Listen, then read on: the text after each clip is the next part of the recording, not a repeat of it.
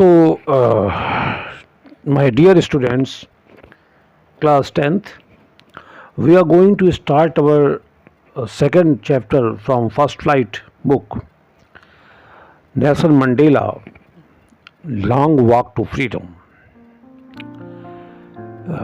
Dear students, एक बार मन में विचार करके देखो कि एक ऐसा इंसान जो अपने जिंदगी के 27 साल जेल की अंधेरी कोठरी में बिता दिया सिर्फ इसलिए क्योंकि वो अपने देश को आजाद देखना चाहता था। एक ऐसा नेता, एक ऐसा लीडर जिसने नफरत का जवाब नफरत से नहीं बल्कि प्यार और माफी से दिया।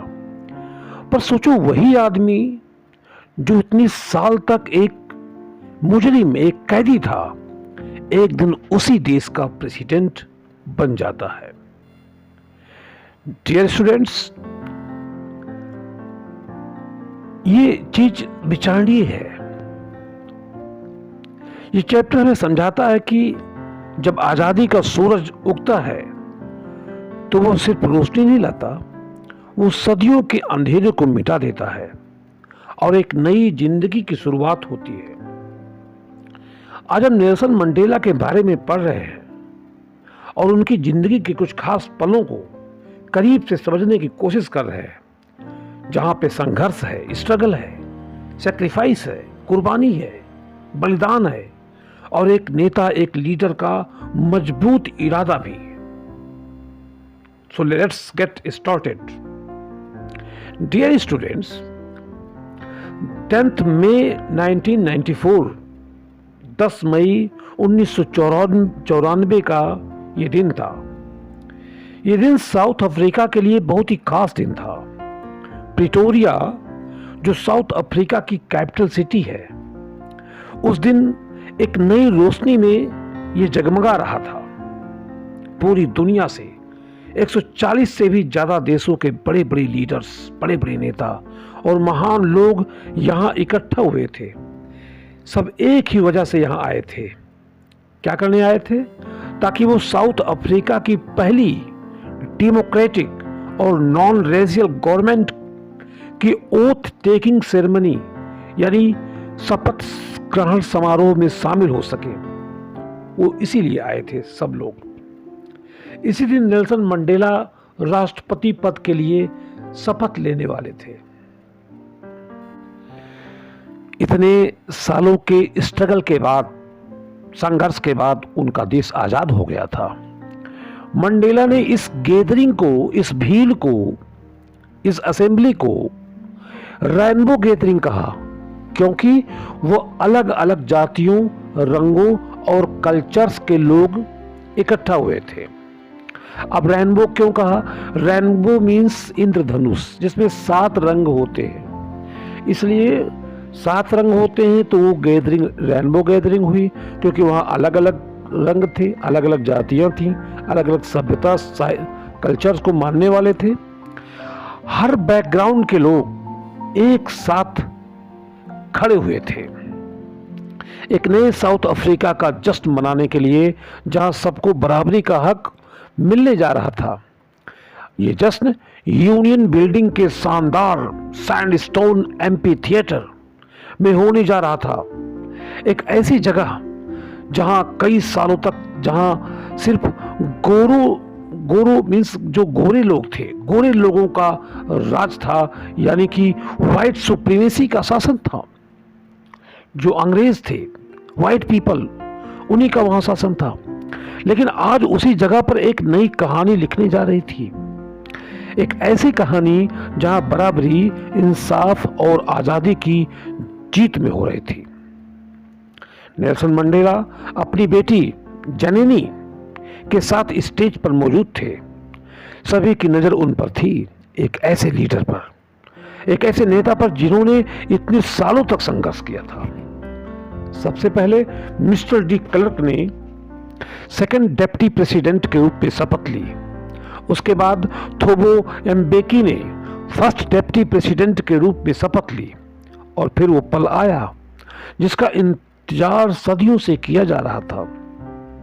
अंततः फाइनली नेल्सन मंडेला ने साउथ अफ्रीका के पहले ब्लैक प्रेसिडेंट के रूप में शपथ ली। ये सिर्फ पॉलिटिकल मूवमेंट नहीं था माय डियर स्टूडेंट्स, ये था आजादी और बराबरी का जीता जागता सबूत। अपनी स्पीच में नेल्सन मंडेला ने वहां मौजूद सभी लोगों को और पूरी दुनिया को दिल से शुक्रिया अदा किया। उन्होंने कहा कि हम सब यहां इकट्ठा हुए हैं ताकि इस न्यू बॉर्न लिबर्टी मीन्स नई पाई हुई आजादी की ग्लोरी और होप का जश्न मना सकें। मंडेला ने याद दिलाया कि कई सालों तक साउथ अफ्रीका दुनिया से अलग थलग रहा था। लोगों ने उनके देश को रेसिज्म की वजह से अलग थलग कर दिया था, लेकिन आज वही देश पूरी दुनिया के लोगों का अपने धरती पर स्वागत कर रहा है। और फिर नेल्सन मंडेला ने कसम ली, एक प्रॉमिस अपने देश के लोगों के लिए। उन्होंने कहा वो अपने हर एक नागरिक को गरीबी, भुखमरी, दुख, जाति और जेंडर के भेदभाव से आजाद कराने के लिए काम करेंगे। फिर उन्होंने अपने दिल से निकला हुआ बहुत ही गहरा वादा किया। क्या वादा किया? Never never and never again shall it be that this beautiful land will again express the oppression of one by another। यानी कभी भी और कभी भी नहीं अब इस खूबसूरत जमीन पर, इन खूबसूरत वादियों पर एक इंसान दूसरी इंसान को दबा नहीं सकेगा, ऑप्रेस नहीं कर सकता। मंडेला ने कहा कि अब ये आजादी का सूरज कभी नहीं डूबेगा। और अपने स्पीच के अंत में उन्होंने कहा, let freedom reign, God bless Africa. Let freedom reign कि अब यहां पे केवल और केवल स्वतंत्रता ही राज करेगी। ईश्वर अल्लाह अफ्रीका की मदद करे। ये सिर्फ एक स्पीच नहीं था, ये एक नए देश का जन्म था जहां इंसानियत सबसे बड़ी ताकत बन चुकी थी। कुछ ही देर बाद यूनियन बिल्डिंग के ऊपर आसमान में कमाल का नजारा दिखा। साउथ अफ्रीकन जेट्स, हेलीकॉप्टर्स और मिलिट्री प्लेन्स ने एक परफेक्ट बी शेप में फ्लाई किया। लेकिन माय डियर स्टूडेंट्स, ये केवल मिलिट्री पावर का डिस्प्ले नहीं था, ये था उनकी लॉयल्टी का सिग्नल। एक नए आजाद और डेमोक्रेटिक जो इलेक्टेड सरकार जो चुनी गई थी, उस सरकार के प्रति वफादारी का प्रमाण।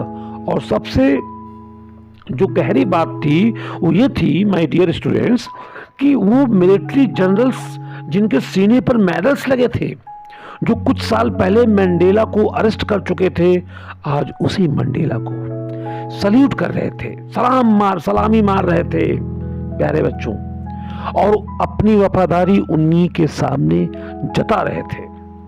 जरा सोचो वक्त कैसे बदलता है।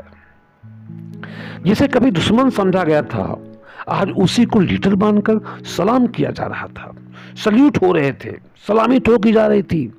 उसके बाद एयरफोर्स के जेट्स ने आसमान में उड़ते हुए साउथ अफ्रीकन फ्लैग्स के नए रंगों का धुआं छोड़ा। अब ये धुआं कैसा था?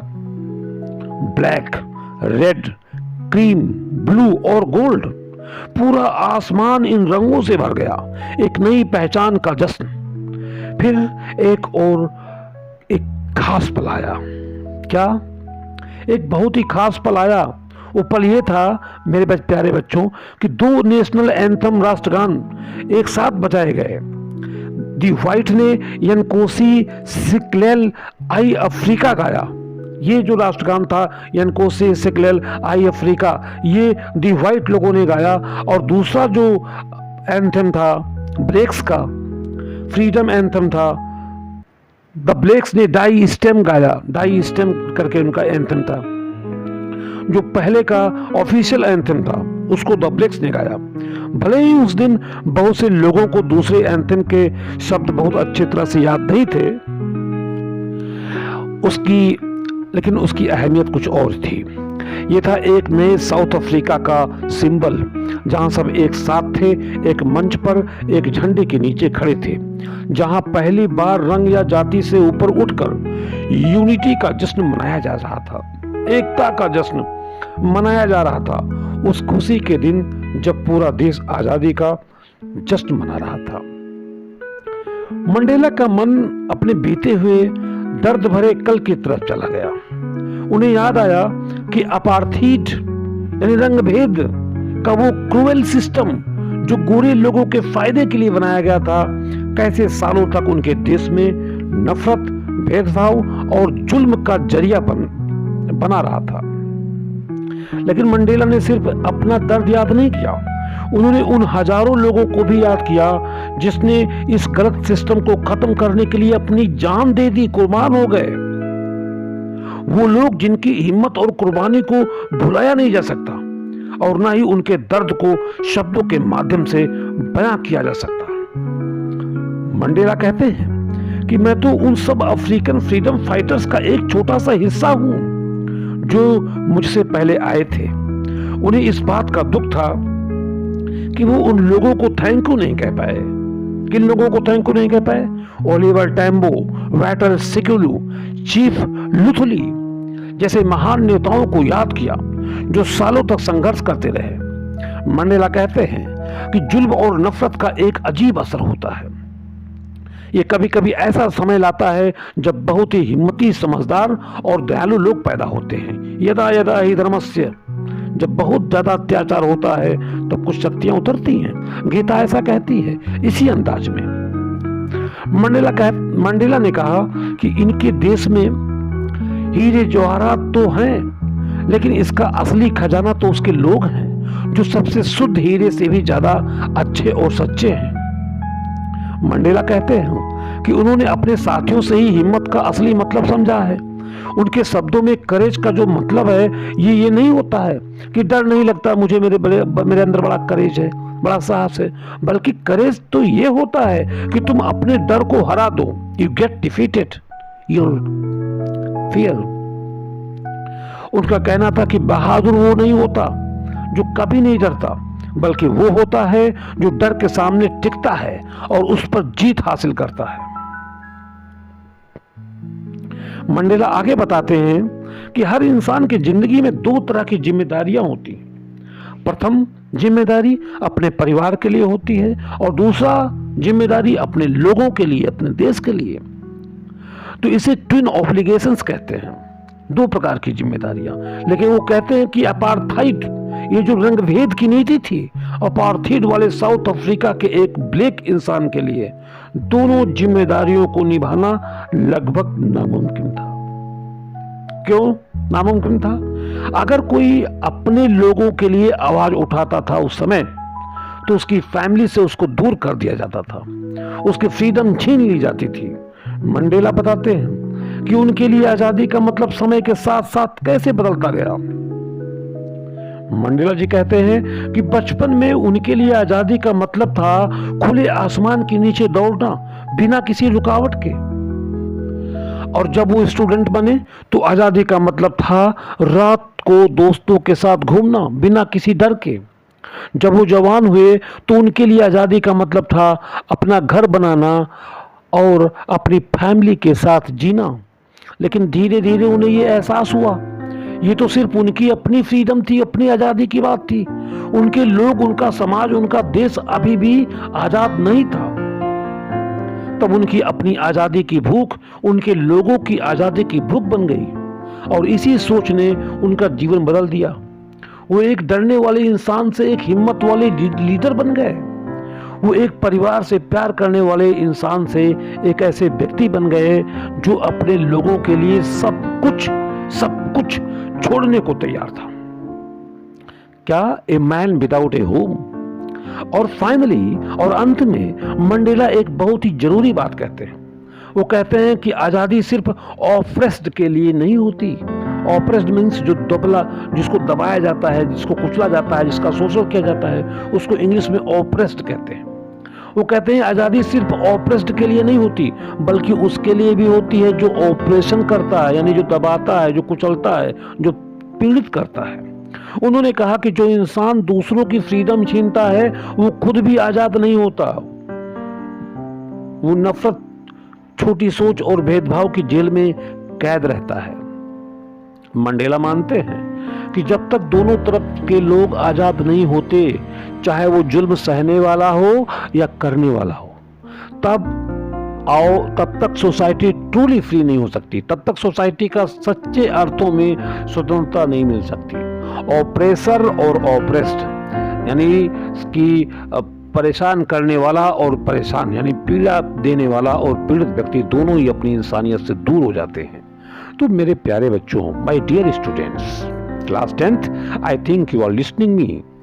मैं तुमको ये बताता हूँ कि नेल्सन मंडेला की जो लॉन्ग वॉक टू फ्रीडम थी, उस इनॉग्रेशन के दिन खत्म नहीं हुई थी। वो कहते हैं कि मैंने ये सीखा है कि जब आप एक बड़े पहाड़ पर चढ़ जाते हैं तो आपको ये समझ आता है कि आगे और भी पहाड़ है जिस पे चढ़ना है। उन्होंने एक बड़ा सफर तय किया था, लेकिन गरीबी, भेदभाव और असमानता से आजादी का सफर अभी भी बाकी था। मंडेला का जीवन हमें यह दिखाता है कि आजादी सिर्फ एक पल का जश्न नहीं होती, बल्कि लंबी जर्नी होती है जिसमें लगातार हिम्मत, मेहनत और इंसानियत की जरूरत होती है। उन्होंने दिखाया कि नफरत को प्यार से और जुल्म को हिम्मत से हराया जा सकता है, और इसीलिए उनका जीवन हम सबके लिए याद रखने वाली प्रेरणा देता है। माय स्टूडेंट्स, इस बात को याद रखो, आजादी का ये लंबा सफर सिर्फ मंडेला का नहीं था। हम यहाँ पे इस सब का सफर है एक ऐसी दुनिया के लिए जो सबके लिए बेहतर हो और जहाँ सब बराबर हो। और इस तरह से हमारा ये Nelson Mandela long walk to freedom chapter 2 इसका समरी और सारांश खत्म होता है। और अगले क्लास में we will solve question answers. That's all. Thank you very much.